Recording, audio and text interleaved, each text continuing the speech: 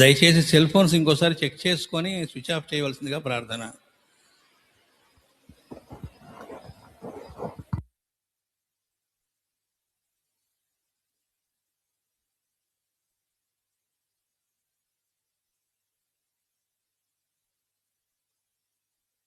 సాధుమిత్రం కరుణార్ద్రనేత్రం గురుం గురూణాం పితరం పితॄణాం అనన్యశేషః శరణం ప్రపద్యే అనన్యశేషః శరణం ప్రపద్యే అనన్యశేషః శరణం ప్రపద్యే. కృష్ణమాచార్య గురుపదాంకితము చేసి బ్రతుకు పండించుకొనినట్టి భాగ్యశాలి తరతరములు నిలుతు ఆదర్శమగుచు పుణ్యపురుషుడవీవయ్య పున్నయార్య. అన్యమునకు తావీయక నన్నియు నీవంచు గురుని ననవరతమున్ తిన్నగ గొలిచిన పున్నయ మన్నన గైకుంటివయ్య మారుతి సమమై. గురువే పరదైవమ్మని నిరతము సేవించి భక్తి నిశ్చలమతివై తరయించిన పున్నయ ఆ తెరవున నడువంగమమ్ము దీవింపుమయా. తాళ్ళూరి లక్ష్మీనారాయణ కవి గారు పున్నయ్య మాస్టర్ గారి గురించి ఈ 3 పద్యాలని ఇచ్చారు. శ్రీపతి శతకంలో 2వ భాగంగా 26వ పద్యం నుంచి 50వ పద్యం వరకు అందులో కొన్ని అంశాలను అలాగా ప్రస్తావించమని మాస్టర్ గారి ఆజ్ఞ.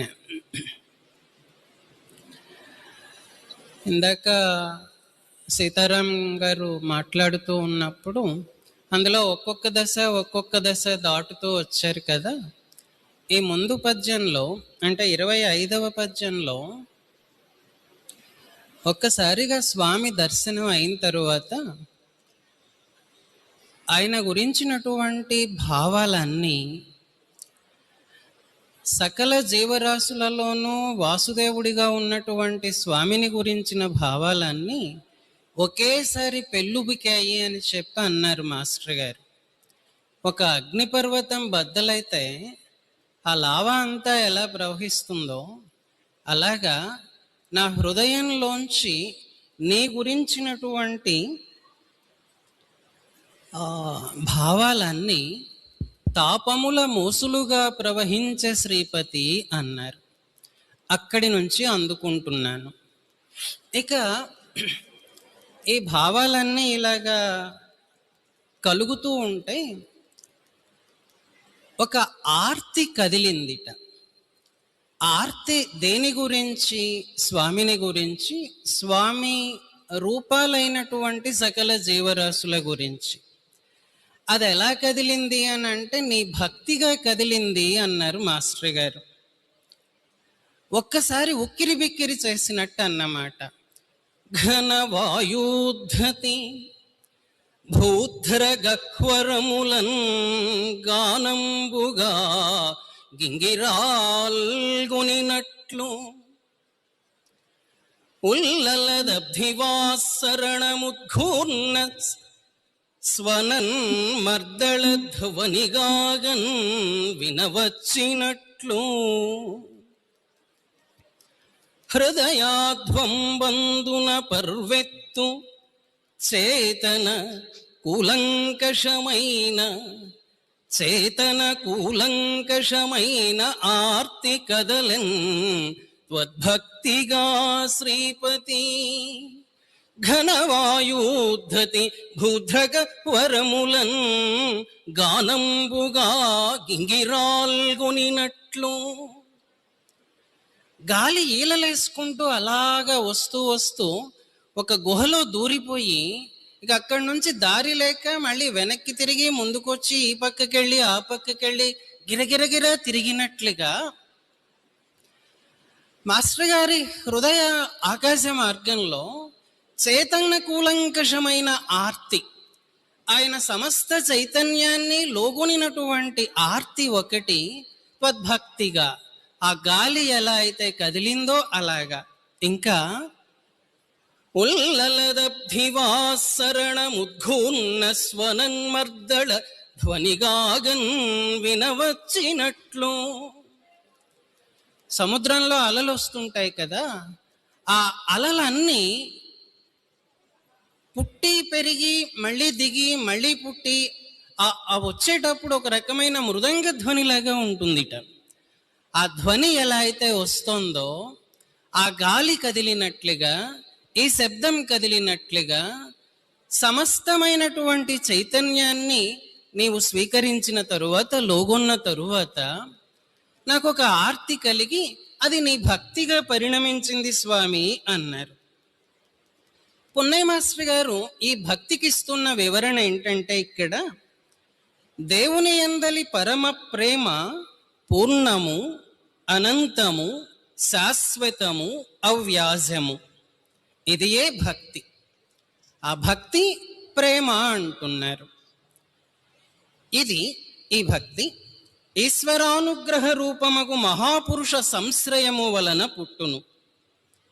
ఈ ప్రేమ గల కవికి ఎల్లరి యందును తాను అను అనుభూతి కలిగినది. అంతర్యామి యందు ఈయన వంటి భక్తుని యందు అనుభూతియే రసము లేక శృంగారము అనబడును. ఇట్టివాని జీవితమే రాసలీల.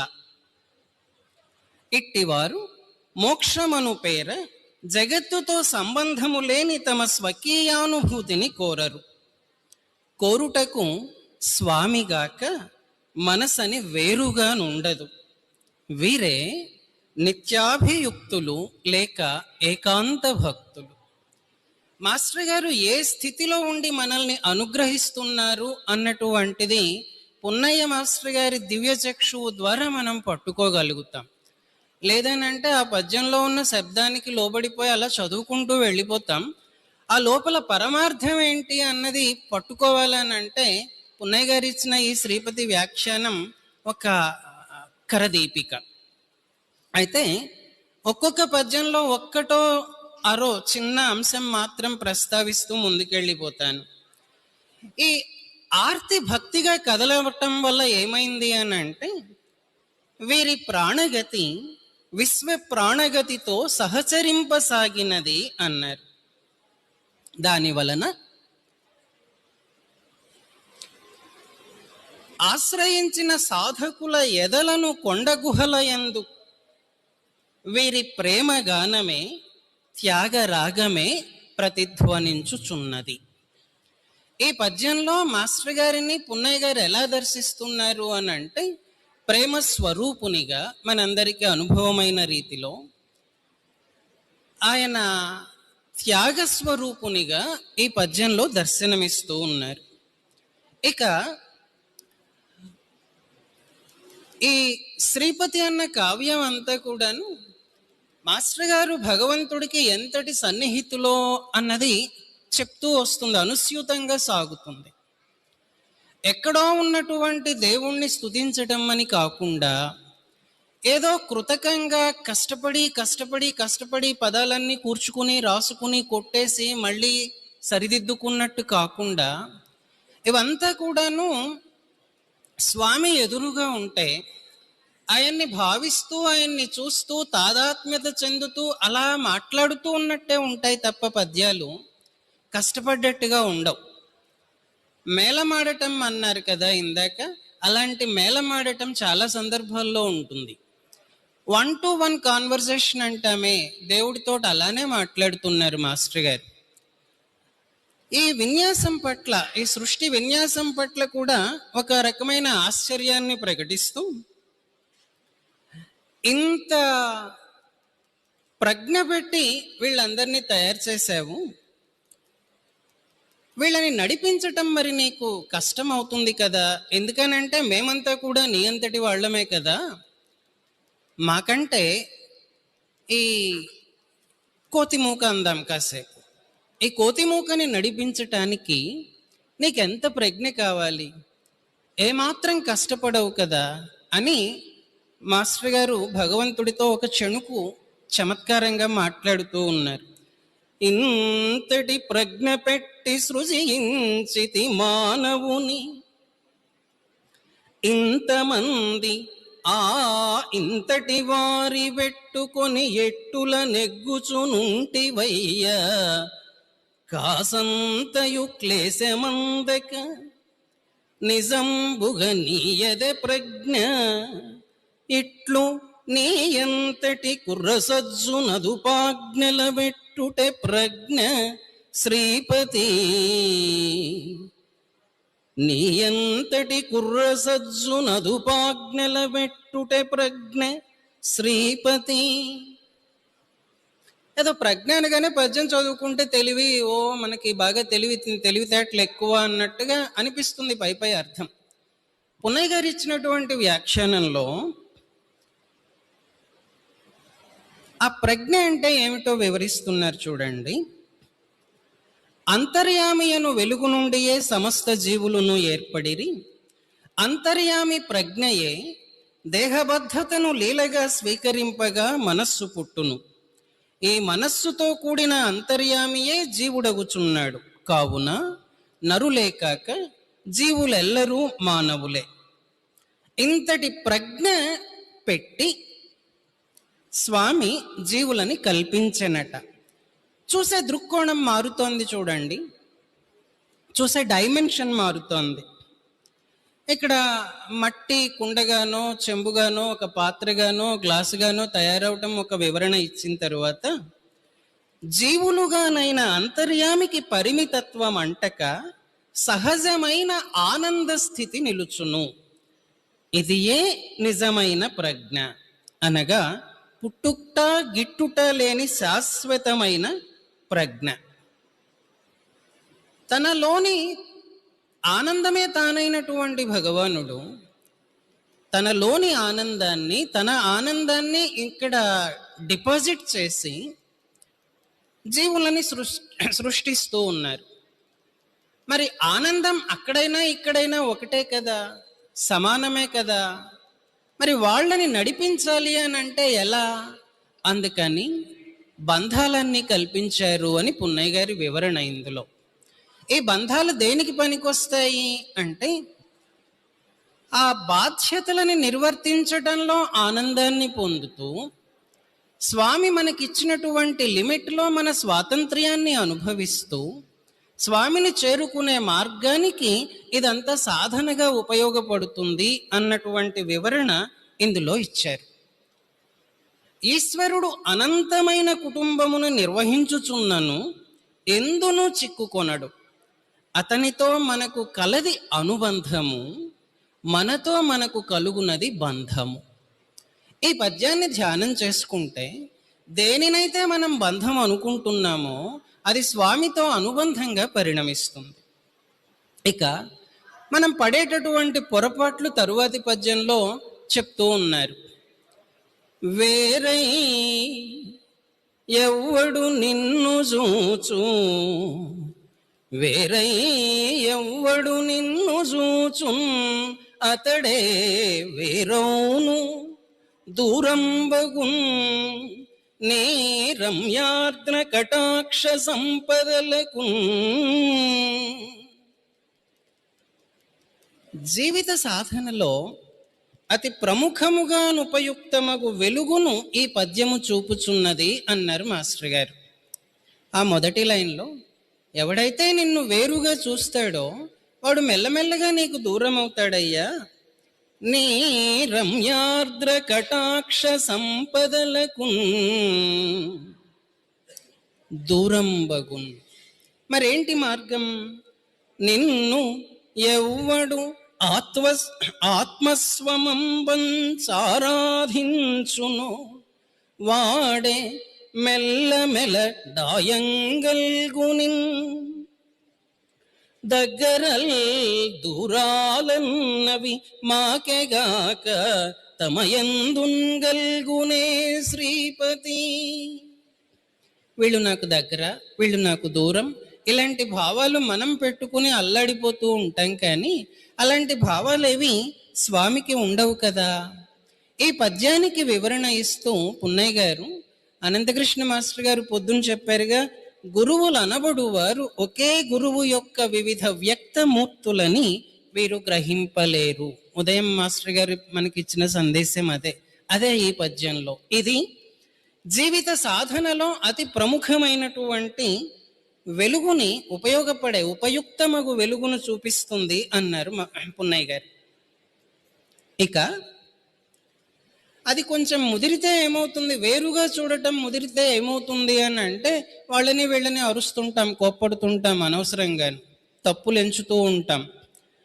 ఈ నీ పుత్రుల యందు నొక్కని పల్లెత్తొక్క మాటన్న పాపానంబోవు, ఇక వారి తప్పులకుగా వారే ఫలం బంది తజ్ఞానంబున్గొని పుణ్యకర్మ సలుపం సాధింప మోక్షంబు తామై నేర్పుంగొనుచుండ్రు పల్కులటు బాల్యం బందునో శ్రీపతి. మనందరికీ మాటలు వచ్చాయిగా, చిన్నప్పుడు మాటలు ఒకేసారి రాలేదుగా. పారాడటం, నడవటం, మాట్లాడటం ఇవన్నీ ఒక్కసారిగా నేర్చుకోముగా. అవి పడుతూ లేస్తూ కదా నేర్చుకుంటాం. అలాగే సాధనలోనూ మన జీవితం అంతా ఒక సాధన అనుకుంటే అందులో పొరపాటు పడే సందర్భాలు అక్కడక్కడ ఎదురవుతాయి. అయినప్పుడు ఏంటి అని అంటే పక్కవాడిని నిందలాడతాం, దూరతాం, దూషిస్తాం. అప్పుడు ఏమవుతుంది? ఆయనకు దూరం అవుతాం, స్వామికి దూరం అవుతాం. ఆ దూరం కాకుండా ఉండాలి అని అంటే ఆయనకి ఏదైతే లక్షణమో, ప్రధాన లక్షణమో, ఆ ప్రధాన లక్షణం ఏంటి? దగ్గరల్ దూరాలన్నవి మాకుగాక అని ఇందాక చెప్పారు కదా, అదిగో దాన్ని పట్టుకొని ఉండాలి. ఇక ఈ పద్యానికి వివరణ ఇస్తూ, తమోగుణ బంధనము ఇనుప సంకెళ్ళ వంటిది కాగా రజోగుణ బంధనము రాగి సంకెళ్ళ వంటిది, ఇక సత్వగుణ బంధనము బంగారు సంకెళ్ళ వంటిది అని వివరణ ఇచ్చారు పున్నయ్య గారు. ఈ తప్పులు పట్టుకోవటంలో ఏంటంటే అదొక బంధంగా పరిణమిస్తుంది, తామసికమైనటువంటి బంధం. ఏ రకమైనదైనా, అది తామసంతో కూడిందైనా, రాజసంతో కూడిందైనా, సత్వగుణంతో కూడిందైనా బంధం బంధమేగా, తాడు తాడేగా. ఇట్లు త్రిగుణముల ప్రేరణకు చిక్కిన జీవుడు తన చిత్తము వచ్చినట్లు కర్మలను ఆచరించుచు జీవించును. మరి ఇప్పుడు స్వామి ఏం చేస్తుంటాడు అని అంటే, దేవుడు స్వయముగా కల్పించుకొనడు, తానుగా కర్మఫలములను వసంగడు.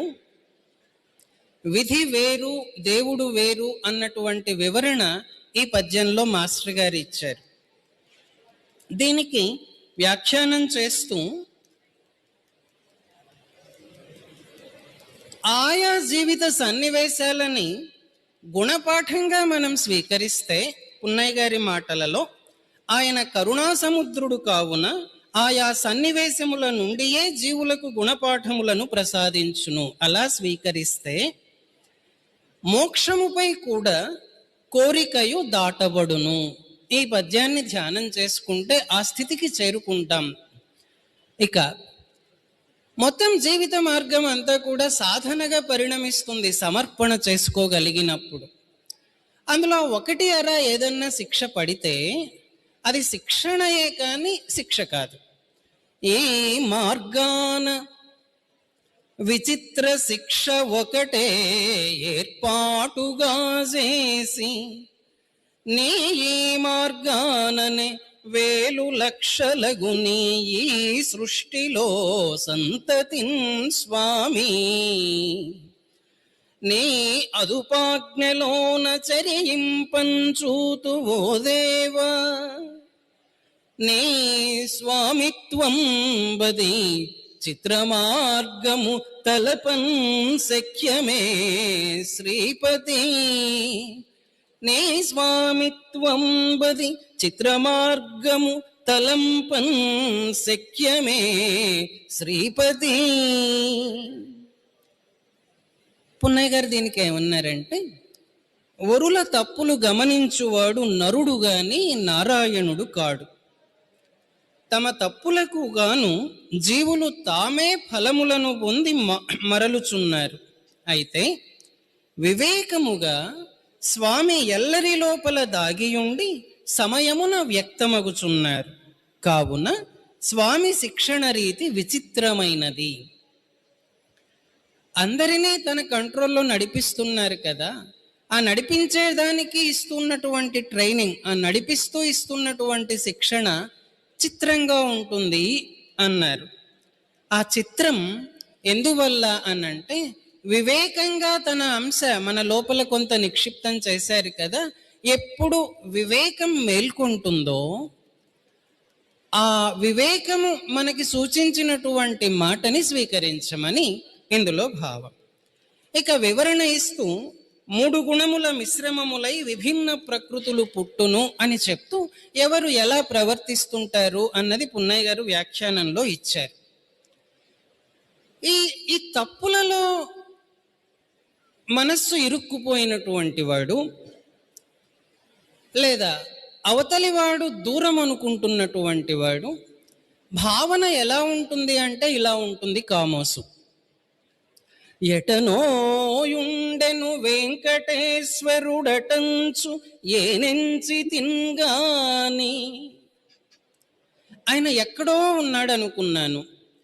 ఎటనోయుండెను వెంకటేశ్వరుడటంచేనెంచి తిన్గాని, నాకు ఇటనే లోపలన్ 7 కొండలపైన్ హృత్సీమలో తండ్రివై పటు శిక్షా గురుమూర్తివై సఖుడవై, నాకిటనే లోపల 7 కొండలపైన్ హృత్సీమలో తండ్రివై పటు శిక్షా గురుమూర్తివై సఖుడవై, పర్యంతమందార విస్ఫుట పుష్పాకృతి నుండి వంచెరుంగన్ శుభ్రాకృతి శ్రీపతి, పర్యంతమందార విస్ఫుట పుష్పాకృతి నుండి వంచునెరుగన్ శుభ్రాకృతి శ్రీపతి. ఎక్కడో ఉన్నాడని చెప్పి వెతుక్కుంటూ ఉంటాను, కానీ నాకు ఇక్కడే నా లోపలే నన్ను నడిపించే స్వామిగా, నాకు శిక్షణ ఇచ్చే గురువుగా, నా యోగక్షేమాలు విచారించే తండ్రిగా, ఇక్కడే నాకు దగ్గరలోనే ఉన్నటువంటి కల్పవృక్షపు పుష్పంలాగా ఉన్నావు నా హృదయ గుహలో అని మాత్రం నేను ఎందుకు భావించను అని ఆశ్చర్యపోతూ ఒక ప్రకటన చేస్తున్నారు మాస్టర్ గారు. దీనికి ఇచ్చినటువంటి వివరణలో పున్నయ్య మాస్టర్ గారు ఈ పద్యమున సాధకునకు దేవునకు క్రమముగా నేర్పడు అనుబంధము చక్కగా వర్ణింపబడినది అన్నారు. అంటూ 108 తిరుపతులు ఉన్నాయని, ఆ తిరుపతులను ప్రస్తావిస్తూ దివ్యదేశాలు అంటారు. వాటికి దూరమైనానని వీడు బాధపడుతూ ఉంటాడు. అదంతా కాదు, పంచభూతములు మహత్తు అహంకారము అను 7 తత్వములకును, భూలోకాది 7 లోకములకును, సప్తవర్ణ కిరణములకును, సప్త స్వరములకును, జీవుని యందలి 7 ధాతువులకును, షట్చక్రములు సహస్రారమునకును సంకేతములే 7 కొండలు అన్న వివరణ మహాద్భుతంగా ఇచ్చారు ఇక్కడ. దాని మీదుగా మనం ఎలా ముందుకు వెళ్ళాలి అన్నటువంటి వివరణ పున్నయ్య మాస్టర్ గారు ఇస్తూ, తనలోని స్వామియే క్రమముగా గురుడై ఉపదేశించుట, సఖుడై సందేశించుట జరుగును అన్న ఆశ్వాసన కూడా ఇస్తున్నారు. ఇక తన పరిమిత చైతన్యము అనంత చైతన్యమైన దేవుని పరిష్వంగమున నొదిగిపోవును అని కూడా చెప్తూ, తాను ఆ మందార పుష్పంగా ఎలా పరిణమించగలుగుతాడు అన్నటువంటి వివరణ పున్నయ్య మాస్టర్ గారు ఇందులో ఇచ్చారు. ఇక ఈ దశ కూడా దాటుకున్న తరువాత కారుణ్యం ఉద్భవిస్తుందిట. ఆ కారుణ్యాన్ని అనుభవిస్తూ మాస్టర్ గారు, నీ పాదోద్భవ దివ్యవాహినిగా తానే వచ్చే కారుణ్యము, ఓ శ్రీపాదానత దేవదానవ జగత్సిద్ధౌఘ సాధ్యాఖిలా, నీ పాదోద్భవ దివ్యవాహినిగా తానే వచ్చే కారుణ్యము, ఓ శ్రీపాదానత దేవదానవ జగత్సిద్ధౌఘ సాధ్యాఖిలా. నీ కారుణ్యం గంగా నదిలాగా వచ్చింది. నా మీదకి మాత్రమే కాదు, అది ఎప్పటి నుంచి సకల జగత్తులు, సిద్ధులు, సాధ్యులు, వివిధ స్థాయిలలో నిర్మాణం ఉన్నది కదా జగద్వ్యూహం, దాని మీదుగా ఇలా కిందికి ప్రవహిస్తూ వస్తే నా పాపంబులు క్షాళితంబులై పుణ్యంబుల్ సమార్ద్రంబులై ఏ పారన్ భవదీయ శీతల దృశాహేలారతిన్ శ్రీపతి.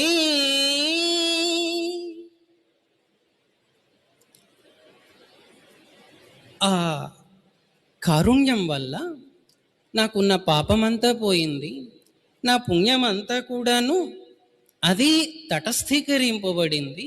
ఇదంతా భవదీయ శీతల దృశా హేలారతిన్ ఏపారెన్ వర్ధిల్లుతోంది అన్నారు. ఇక్కడ ఇందాక ప్రస్తావించిన ఆకాశ గంగని పున్నయ్య మాస్టర్ గారు కూడా ప్రస్తావిస్తూ ఉన్నారు. తండ్రి గారితో, పితృదేవునితో కలిసి తిరుమల పైన ఆకాశగంగను దర్శించి అందు మునిగెను. ఆ సందర్భములలో వారికి కలిగిన దివ్యానుభూతులు ఈ పద్య రూపమును తాల్చినవి అన్నారు. ఇక్కడ జగద్వ్యూహాన్ని క్లుప్తంగా వివరిస్తూ గంగానది విష్ణు సాన్నిధ్యమును, శివ సాయుజ్యమును వేదకాలము నుండి ఎందరికో ప్రసాదించుచున్న మాతృదేవతగా మహాకవి ఎదలో భాషించినది అన్న వివరణ పున్నయ్య గారు ఇచ్చారు. గంగ ఎవరు? ఒక స్థాయిలో ఇస్తున్న అర్థం శివకేశవుల రూపములలోని పరమాత్ముని దివ్య కారుణ్యమే కదా.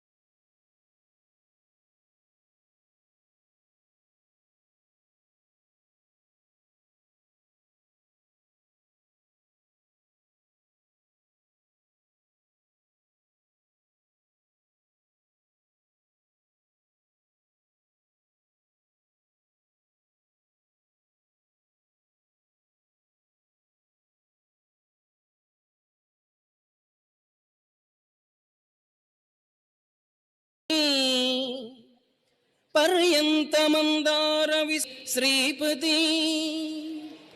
ఎక్కడో ఉన్నాడని చెప్పి వెతుక్కుంటూ ఉంటాను, కానీ నాకు ఇక్కడే నా లోపలే నన్ను నడిపించే స్వామిగా, నాకు శిక్షణ ఇచ్చే గురువుగా, నా యోగక్షేమాలు విచారించే తండ్రిగా ఇక్కడే నాకు దగ్గరలోనే ఉన్నటువంటి కల్పవృక్షపు పుష్పంలాగా ఉన్నావు నా హృదయ గుహలో అని మాత్రం నేను ఎందుకు భావించను అని ఆశ్చర్యపోతూ ఒక ప్రకటన చేస్తున్నారు మాస్టర్ గారు. దీనికి ఇచ్చినటువంటి వివరణలో పున్నయ్య మాస్టర్ గారు ఈ పద్యమున సాధకునకు దేవునకు క్రమముగా నేర్పడు అనుబంధము చక్కగా వర్ణింపబడినది అన్నారు. అంటూ 108 తిరుపతులు ఉన్నాయని ఆ తిరుపతులను ప్రస్తావిస్తూ దివ్యదేశాలు అంటారు. వాటికి దూరమైనానని వీడు బాధపడుతూ ఉంటాడు. అదంతా కాదు, పంచభూతములు, మహత్తు, అహంకారము అను 7 తత్వములకును, భూలోకాది 7 లోకములకును, సప్తవర్ణ కిరణములకును, సప్త స్వరములకును, జీవుని యందలి సప్త ధాతువులకును, షట్చక్రములు సహస్రారమునకును సంకేతములే 7 కొండలు అన్న వివరణ మహాద్భుతంగా ఇచ్చారు ఇక్కడ. దాని మీదుగా మనం ఎలా ముందుకు వెళ్ళాలి అన్నటువంటి వివరణ పున్నయ్య మాస్టర్ గారు ఇస్తూ, తనలోని స్వామియే క్రమముగా గురుడై ఉపదేశించుట, సఖుడై సందేశించుట జరుగును అన్న ఆశ్వాసన కూడా ఇస్తున్నారు. ఇక తన పరిమిత చైతన్యము అనంత చైతన్యమైన దేవుని పరిష్వంగమున నొదిగిపోవును అని కూడా చెప్తూ, తాను ఆ మందార పుష్పంగా ఎలా పరిణమించగలుగుతాడు అన్నటువంటి వివరణ పున్నయ్య మాస్టర్ గారు ఇందులో ఇచ్చారు.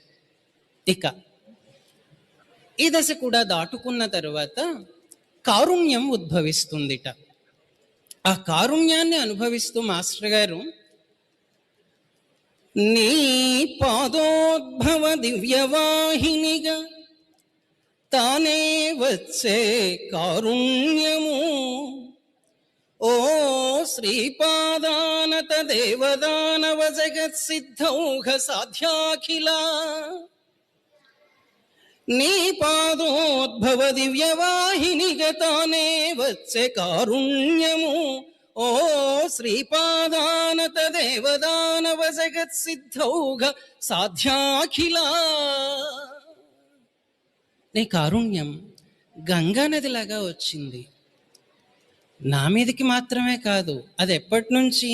సకల జగత్తులు, సిద్ధులు, సాధ్యులు, వివిధ స్థాయిలలో నిర్మాణం ఉన్నది కదా జగద్వ్యూహం. దాని మీదుగా ఇలా కిందికి ప్రవహిస్తూ వస్తే, నా పాపంబులు క్షాళితంబులై పుణ్యంబుల్ సమార్ద్రంబులై ఏ పారన్ భవదీయ శీతల దృశాహేలారతిన్ శ్రీపతి.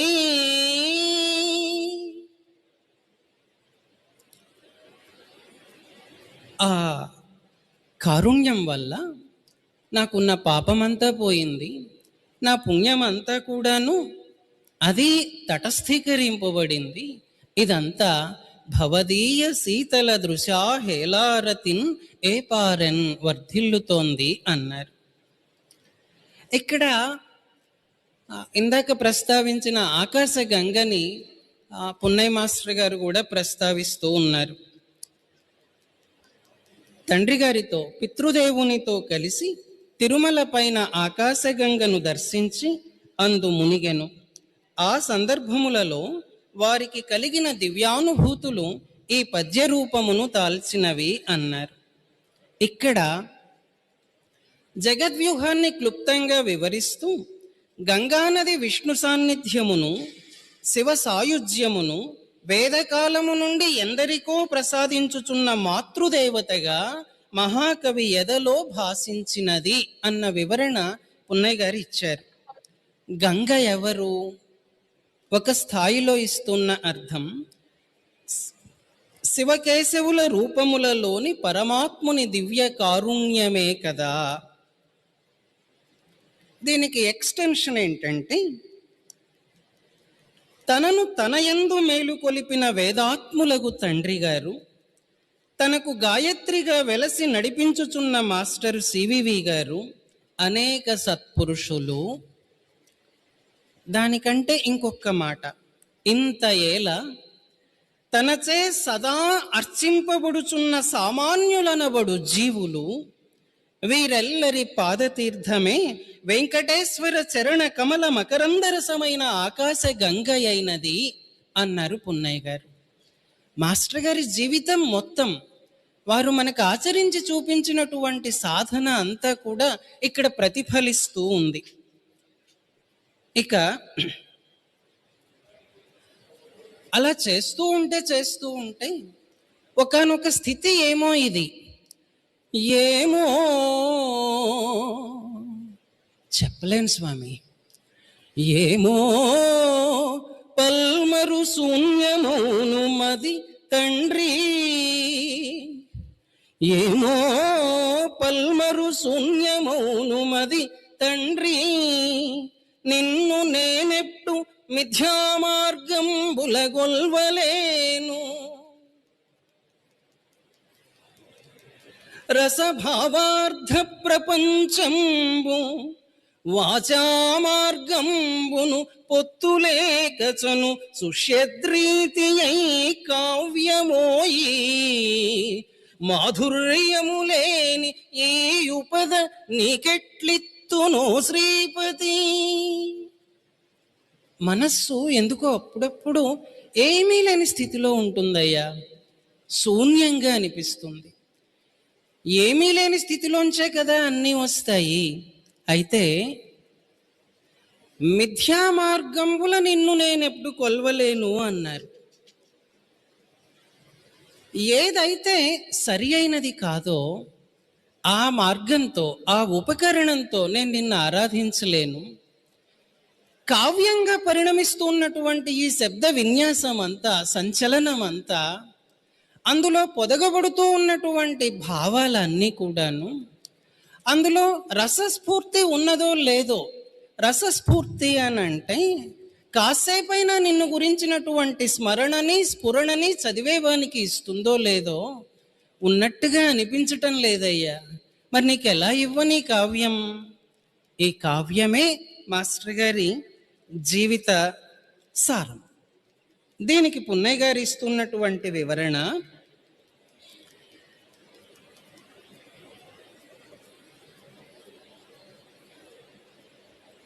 అంతర్యామి నే రసముగా స్థాపించు కావ్యము కవిని, పాఠకులను, పాత్రలను ఒకటిగా చేయును. ఈ త్రిపుటి ఒక్కటైపోతే బ్రహ్మానందమున మునకలెత్తించును. వాగర్ధములకు పొత్తు ఇందు రసమే, ఈ రెండును రసస్ఫోరకములే. ఇట్టి కావ్యమున శబ్దములు దివ్య మధుర నాదభరితములు, భావములు హృదయములను లోగొనును, ఆత్మానుభూతి నొసగును. తన కావ్యానికి ఇలాంటి అర్హత ఉన్నదాని మాస్టర్ గారికి ఎందుకు సందేహం కలిగింది అంటే, పున్నయ్య గారు ఇస్తున్న వివరణ, కవి యొక్క వినయము, స్వామి వైభవము యొక్క మిరుమిట్లతోడి సాక్షాత్కారమే, వీరి వినయమే వేదములు, భాగవతము వంటి కావ్యముల రచనకు తోడ్పడినది. ఇది వినయంగా విత్ లాట్ ఆఫ్ హ్యూమిలిటీ పలుకుతూ ఉన్నటువంటి మాట అని ఈ పద్యాన్ని మనం ఒక్కసారి భావిస్తే, మిగిలినటువంటి పద్యరత్నాలలోని కాంతులన్నీ కూడాను అలా మనకి దర్శనమిస్తాయి, కనిపిస్తాయి. అందులో ఉన్నటువంటి లోపలి పరమార్థాలు మనల్ని స్వీకరిస్తాయి. మరి స్వామికి ఏం కావాలి అని అంటే ఇంకొంచెం చెప్తున్నారు. నిరుపమ కాంతి మంజులమణి, ఇలా దర్శించారు. నిరుపమ కాంతి మంజుల మణి, స్వామి కూడా వెలుగు రూపమే కదా. పోల్చి చెప్పలేనటువంటి కాంతులని వెదజల్లుతూ ఉన్నటువంటి రత్నంలాగా ఉన్నవాడా అన్నది సంబోధన. ఉపమాదులు అలంకృతుల్ ధ్వని స్ఫురణలు శబ్దశక్తులును సూక్తులు తెల్పునే నీదు వెల్గు. వెలుతురుకేసి చూస్తూ ఉంటే ఆ వెలుతురుని చెప్పటానికి, వెలుగుని చెప్పటానికి ఎలా చెప్తాం? వెలుతురు ఉన్నది అంటాం, అంతే కదా. కావ్య రూపంలో ఆ వెలుతురుని వివరించడానికి కవులు చేసే ప్రయత్నం అంతా రకరకాల అలంకారాలు, రకరకాల వ్యంగ్య ప్రస్తావనలు, వ్యంగ్య విన్యాసాలు. వ్యంగ్యం అంటే ఓ 2-3 అర్థాలు స్ఫురించేలాగా చెప్పటం అనుకోండి. అలానే ధ్వని, అలానే రకరకాలు ఉన్నాయి. అందులో పద విన్యాసాలు, పద గుంఫనలు, వక్రోక్తులు, ఇలా ఏవేవో ఉంటాయి. అవి కావ్యానికి అలంకారాలు అంటారు. ఎన్ని అలంకారాలు కూర్చుకుని కష్టపడి నేను ఒక కావ్యం నిర్మించినా అది నీ వెలుతురులో ఇంత భాగాన్నైనా చెప్పగలుగుతుందా? ఆహా. మాయురే నిను తెల్పనౌనతిసో అతిశయోక్తులవే సహజోక్తులయ్యే. నేను ఎంత గొప్పగా నిన్ను వర్ణించడానికి ప్రయత్నించినా, ఓ నువ్వు కోట్ల కొలది సూర్యుల వెలుగున్నవాడివి అని చెప్పినా అది నీకు సహజోక్తే తప్ప, ఉన్నది ఉన్నట్టు చెప్పడమే తప్ప నేను లేని గొప్ప కల్పించి చెప్పటం కాదు కదా. నీ చరణములంటగల్గున రసంబులు కావ్యపధాన శ్రీపతి. ప్రయత్నపూర్వకంగా నిర్మించేటటువంటి ఏ కావ్యంలోనైనా ఏ రసాన్నైనా, అంటే ఇలా చెప్తారు కదా, భయము, భీభత్సము, శృంగారము, ఇలాంటి రసాలు ఉన్నాయి, కావ్య రసాలు అంటారు. దాన్ని బంధించి నిబద్ధించి ఒక కావ్యాన్ని నిర్మిస్తే అది కనీసం నీ పాదాల దాకా అయినా చేరుతుందా? చేరదు. మరి ఇక్కడ దేన్ని పట్టుకోవాలి? పున్నయ్య గారు ఇస్తున్న వివరణ ఏంటంటే, భగవంతుడను పరంజ్యోతి యొక్క వెలుగులో వాని అనుగ్రహమున దేనినైనను తెలియగలము. స్వామిని పట్టుకోవడానికి, వివరించడానికి, వర్ణించి చెప్పడానికి ఏం కావాలి అని అంటే వాని అనుగ్రహమే కావాలి. ఆయన మాట్లాడిస్తే మాట్లాడతాం, ఆయన రాయిస్తే రాస్తాం, సృష్టింపచేస్తే సృష్టిస్తాం, అంతే అన్నమాట. అందుకని దేవుని గూర్చి మనోహరుడని కవి కీర్తించుచున్నారు అని పున్నయ్య గారు ఇచ్చారు. ఇంకా దేవుడు తనను పొందిన వానికి వట్టి అనుభూతిగా నుండును అన్నారు. తనకు తాను ఏదియూ కాదు. చాలాసార్లు ఉదాహరణలు చెప్తుంటారు కదా, చక్కెర తీయదనం ఎంతసేపు చెప్పుకుంటే ఆ తీపి తెలుస్తుంది? ఓ చిటికెడు నోట్లో వేసుకుంటే కదా తెలుస్తుంది. అది తెలిసిన తర్వాత చెప్పలేమన్నమాట. ఆ అనుభూతి ఇలా ఉంటుంది, స్వామి ఇలా ఇలా ఇలా ఏది రాదు. మరి మాస్టర్ గారు ఇంత చెప్తున్నారు కదా, ఆయన ఎలా చెప్పగలుగుతున్నారు అంటే, ముందు పద్యాల్లో ఎక్కడో అన్నారు కదా, పరమ ప్రేమ స్వరూపుడైన వాడైతే తానున్నటువంటి స్థితి నుంచి కొంచెం క్రిందికి దిగి తనకన్నా క్రిందనున్నటువంటి వాళ్ళను ఒక మెట్టు ఎక్కించటానికి ఆ అనుభూతిని ప్రసాదిస్తాడు తప్ప ఇంకో రకంగా కాదు. ఆ పరమ ప్రేమ ఈ శ్రీపతి కావ్యమంతా, శతకమే అనుకోండి కావ్యమంతా ప్రతి అక్షరంలో, ప్రతి శబ్దంలో, ప్రతి సమాసంలో కూడా కనపడుతూ ఉంటుంది. సాధన మార్గంలో మనం పొరపాటు పడుతుంటాం అనుకున్నాం కదా, ఏదో 6 శత్రువులు ఉన్నారు అంటారు కదా. మాస్టర్ గారు ఏం మాట్లాడుతున్నారో చూడండి. చచ్చి చావని శత్రుషక్కమది నా స్వాంతంబు బాధింపగా, వచ్చి రానివి కొన్ని విద్యలవి తీర్పం లేక సందేహముల్, నచ్చి నచ్చని శాస్త్రవాక్యముల కొంతన్ శాంతిగై కొన్న ఈ విచ్చి విచ్చని పచ్చి మొగ్గమది తృప్తిం కూర్పవే శ్రీపతి అన్నారు. మనం చెప్పుకునేటటువంటి 6 శత్రువులు కామక్రోధ లోభ మోహ మదమాత్సర్యాలు అంటారు కదా, వాటన్నింటిలో మనలో ఒక కలత ఏర్పడుతుంది. కలత బారినటువంటి సరస్సులాగా అయిపోతుంది మనస్సు. ఇవన్నీ ప్రశాంతిని పోగొట్టును. దీనికి మూలము అహంకారము, దానికి మూలము సర్వాంతర్యామి కన్నా వేరుగా భాషించు అజ్ఞానము అని పున్నయ్య గారు ఇక్కడ వివరణ ఇచ్చారు. మరి దానికి ఏం చేయాలి సొల్యూషన్ను? వీనితో పోరాటము చేయు వలన విజయము లభ్యము కాదు తేల్చేశారు. ఓ దుర్గుణం ఉంటే ఈ దుర్గుణం పోవాలి పోవాలి అని చెప్పి తపస్సు చేస్తే దాన్నే ధ్యానం చేస్తున్నాం తప్ప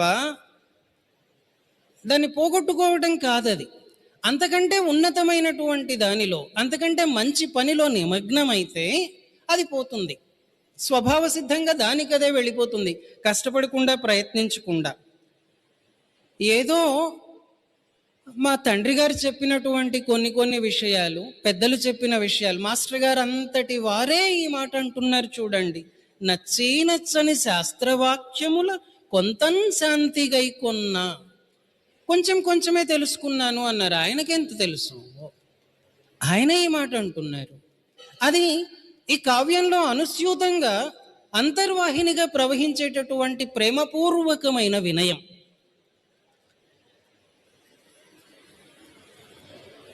ఈ వివరణలో, ఈ పద్యానికి ఇస్తున్న వివరణలో యోగ సాధనకు ధర్మాచరణకు మార్గదర్శనము నొందుటకై వేద శాస్త్రాదులను వివిధ విద్యలను నేర్వవచ్చును, కాని వీనితో అంతర్యామి సేవారూపమగు భక్తి యోగము తోడులేనిచో నేర్చిన విద్యలకు సద్వినియోగము జరుగకపోగా కొనసాగించారు. ఇంకొంచెం గట్టిగా మాట్లాడితే, పొగరు బలియునని ఆముక్తమాల్యదదో రాయలవారు సెలవిచ్చెను అని కూడా అన్నాడు. ఇలా సాధనలో ఉపయోగపడేటటువంటి అనేక అంశాలని చెప్పుకుంటూ ఈ భాగం ఇలా సాగిపోతూ ఉంది. ఇక 43వ పద్యాన్ని ప్రస్తావించి ముగిస్తాను. ఇది 2వ భాగం అనుకుంటే, ఈ 2వ భాగంలో మనకి సదా రక్షణము సర్వరక్షణము ఇవ్వగలిగినటువంటి పంచాయుధ స్థితిని, పంచాయుధ స్తోత్రాన్ని మాస్టర్ గారు ఇచ్చారు ఒక 5 పద్యాలలో. అవి కూడాను ప్రతిరోజు ప్రాతస్మరణీయంగా చదువుకోవలసినటువంటి పద్యాలు. అందులో సమయం తగ్గుతోంది కాబట్టి 43వ పద్యాన్ని ఒక్కసారి ప్రస్తావించి ఆగిపోతాను. ఇలా జరుగుతూ ఉండగా స్వామి జగన్మోహనమూర్తిని దర్శించిన వారికి క్రమముగా అంతర్యామిత్వము అనుభూతమగును అని వ్యాఖ్యానం చేశారు పున్నయ్య మాస్టర్ గారు. అనుభూతమైన తరువాత సప్తవ్యాహృతులేడు కొండలుగా నా స్వాంతంబు గర్భాలయోద్దీప్తత్వత్పదపీఠి నాదు ముఖమే దివ్యత్వదీయానన ప్రాప్తిన్ నిత్యముగాంచునద్రముగా నా పంచేంద్రియాల్ దివ్యలై తప్తాఘంబగు ప్రజ్ఞ అర్చకునిగా భావించదన్ శ్రీపతి. నా పంచేంద్రియాల్ దివ్యలై తప్తాఘంబగు ప్రజ్ఞ అర్చకునిగా భావించదన్ శ్రీపతి. ఇది మాస్టర్ గారు వెంకటేశ్వర స్వామితో తాను పొందినటువంటి తాదాత్మ్యాన్ని పరాకాష్ఠలో వివరించినటువంటి పద్యంగా పున్నయ్య మాస్టర్ గారు వివరించారు. తానే స్వామి అయినటువంటి స్థితి అని అందులో వ్యాఖ్యానం. చదువరులందరూ ఒకసారి ఆ పద్యానికి పున్నయ్య గారు ఇచ్చినటువంటి వ్యాఖ్యానాన్ని చూడవలసిందిగా ప్రార్థన. వాసుదేవ.